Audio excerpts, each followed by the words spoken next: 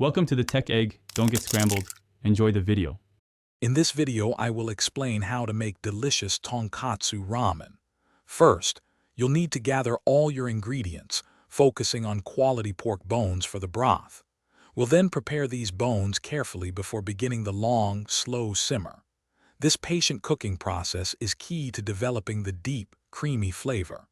Finally, we'll assemble your ramen bowl with fresh noodles and your favorite toppings. To start your tonkotsu broth, blanch about 2 to 3 pounds of pork trotters and neck bones in boiling water for 10 minutes.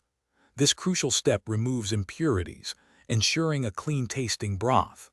After blanching, rinse the bones meticulously under cold, running water.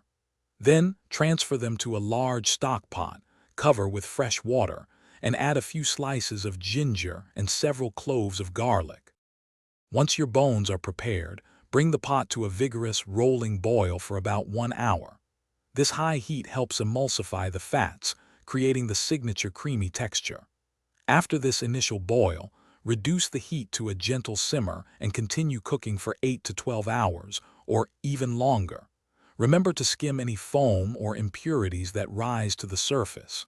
Finally, strain the rich broth through a fine mesh sieve.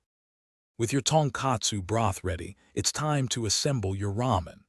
Cook your fresh ramen noodles according to the package instructions, ensuring they are perfectly al dente.